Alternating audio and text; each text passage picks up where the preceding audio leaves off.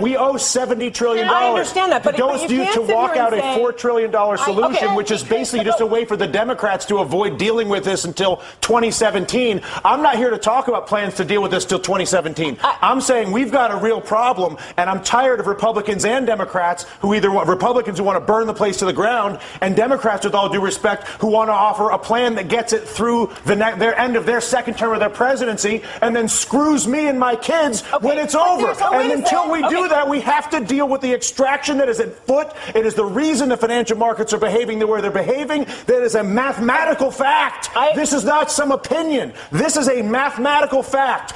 Tens of trillions of dollars are being extracted from the United States of America. Democrats aren't doing it. Republicans are not doing it. An entire integrated system, financial system, trading system, taxing system that was created by both parties over a period of 2 decades is at work on our entire country right now. And we're sitting here arguing about whether we should do the $4 trillion plan that kicks the can down the road for the president for 2017 or burn the place to the ground, both of which are reckless, irresponsible, and stupid.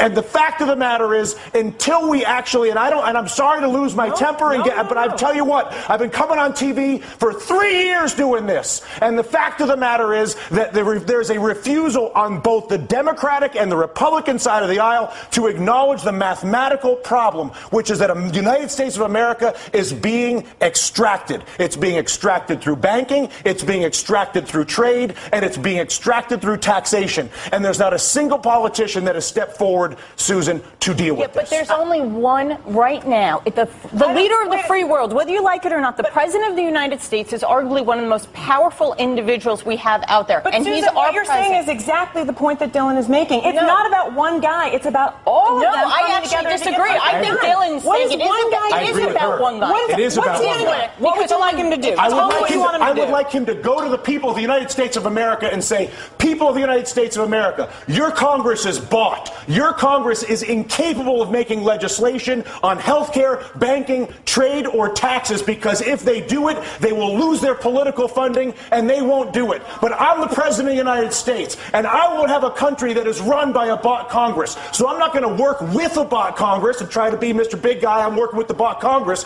I'm going to abandon the bought Congress like Teddy Roosevelt did, and I'm going to go to the people of the United States, and I'm going to say, you've got a bought Congress. And until we get rid of the bought Congress, which is Jimmy Williams' constant point, which is get the money out of politics, and until a president says that's the problem and says he's going to fix it, there is no policy that I can possibly see, no matter how brilliant your idea may be, or your idea, or my idea, or her idea, or your idea at home, is that idea will not happen as long as there's the capacity to basically fire a politician who disagrees with me by taking funding away from him. Is that a fair assessment?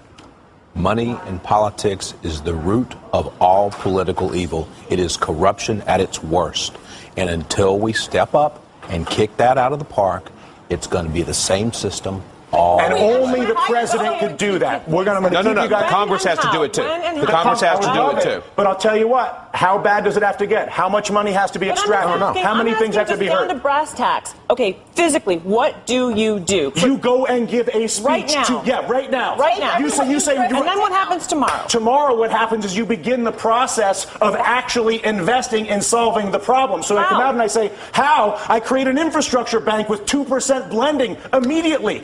Once I explain to people the problem, once I explain to you have cancer, once you understand how screwed up your trade, tax, and banking policies are, believe me, you will have no issue when I incorporate an infrastructure bank that I fund with repatriated offshore money that I bring in and then use to create 2% direct lending to every business in America. Because when you realize that the banking system is fully corrupt and defrauding us, and I come out and say that, which is what I want my president to do, that at that exact moment I say, you know what, we got a screwed up situation here, people. You all know it, and now what? I'm going to admit it. And as a result, not only have I admitted it, but we're going to begin the process of solving it like grown-ups. They did it in World War II. They did it after the Civil War. They did it in Latin America with the Brady bonds. We are not seeing it happen now. The panel stays a little more emotional than I anticipated getting at work this afternoon, but what am I going to do?